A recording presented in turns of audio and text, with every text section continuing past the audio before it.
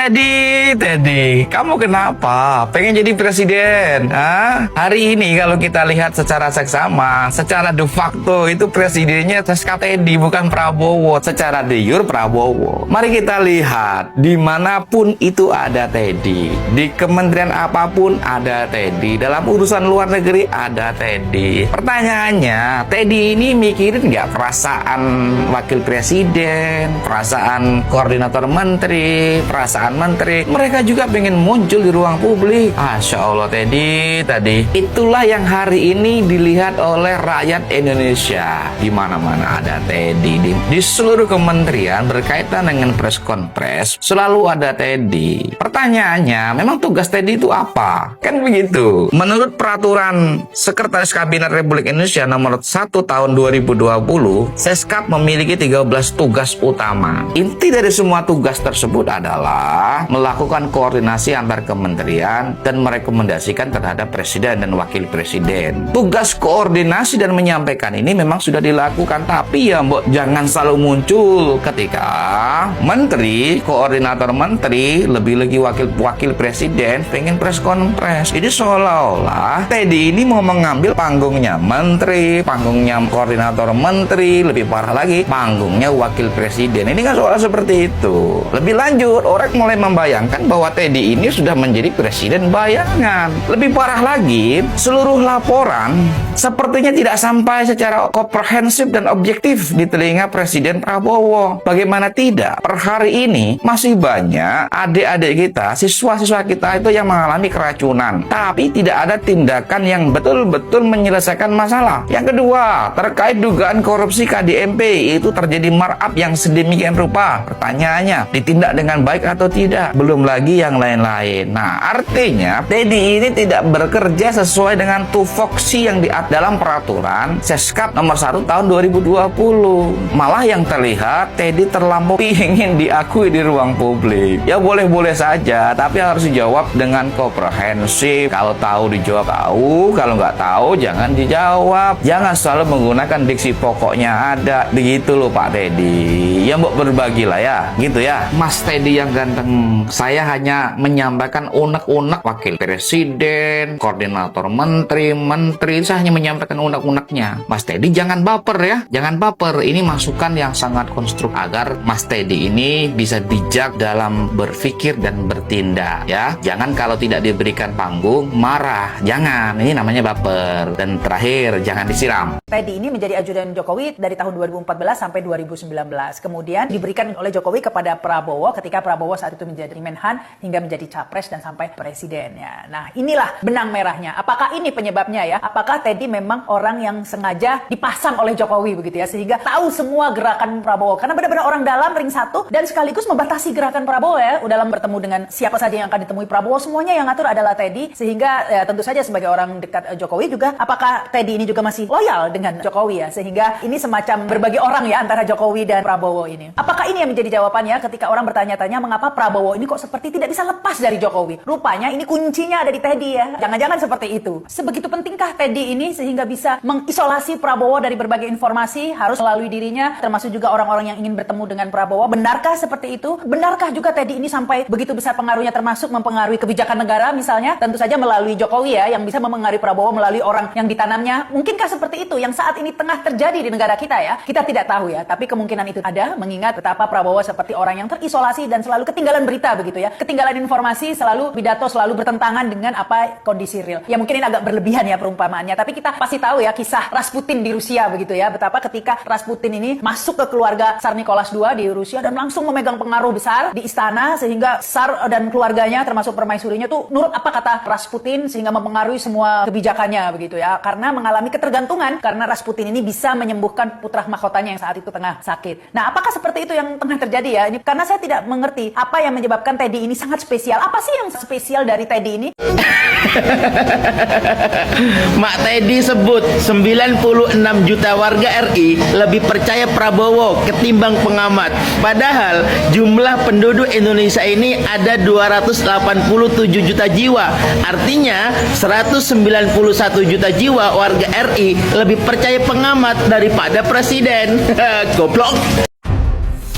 Teddy jadi sasaran, tapi sulit ditumbangkan. Hujan panah ke Seskap Teddy itu bukan kebetulan.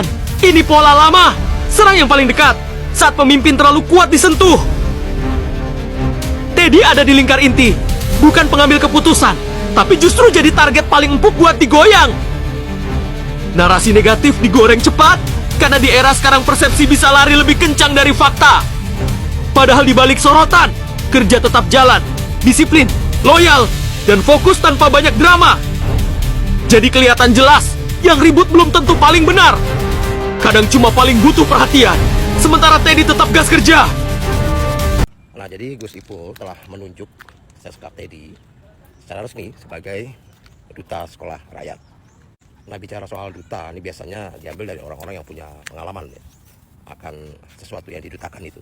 Ya, duta narkoba misalnya kan, ya biasanya mereka yang sudah pernah pakai narkoba terus insaf gitu.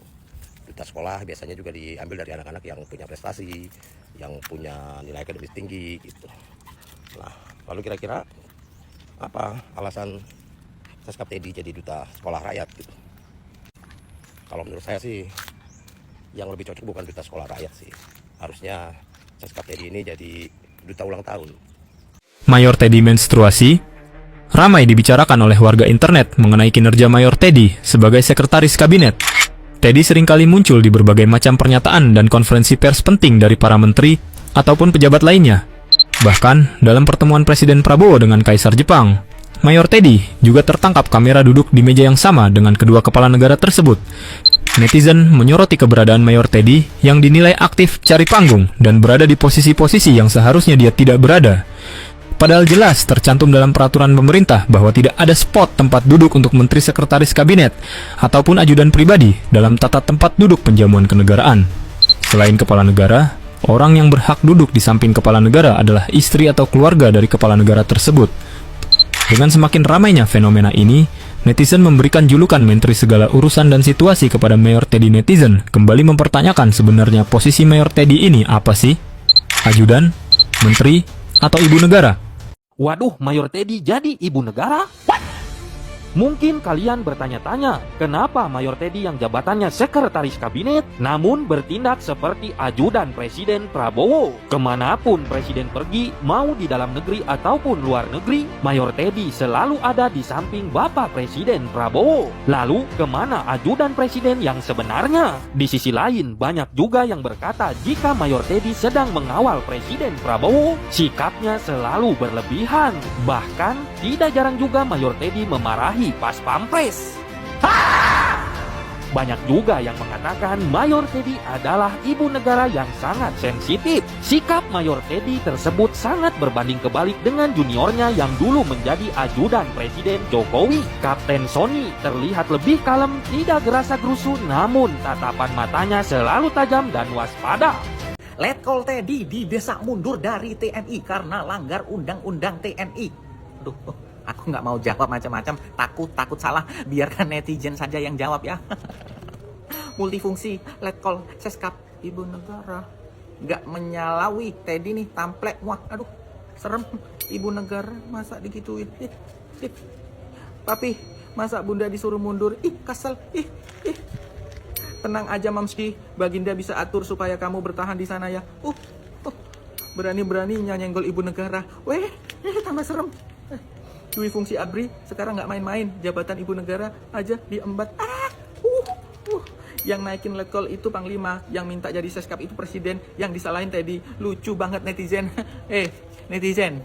Netizen kalau ngomong mulutnya dijaga, ya, dijaga, hati-hati. Letkol Teddy ini ditunjuk Presiden, ditunjuk Panglima TNI, ditunjuk Kasat. Penempatan posisi Letkol Teddy jadi Seskap itu sudah ada aturannya, sudah ada undang-undangnya. Di TNI, coba kalian cari. Kalian jangan juli-juli dong, iri sama Letkol Teddy. Saya juga iri sih. Letkol Teddy udah ganteng, punya jabatan tinggi, militer. Aduh, kalau aku apa? Nggak ada apa-apa. Sekali-kali kalian ngelok ngata-ngatain Mayor Teddy, kalian berhadapan dengan Pak Prabowo. Apalagi kalian ngomong-ngomong itu ibu negara itu apa maksudnya, nggak jelas itu, nggak boleh gitu-gitu, nggak boleh, dosa. Netizen kadang mulutnya nggak dijaga ya. Astagfirullahaladzim, kadang netizen ada Ada salahnya, salah netizen. Udah cukup.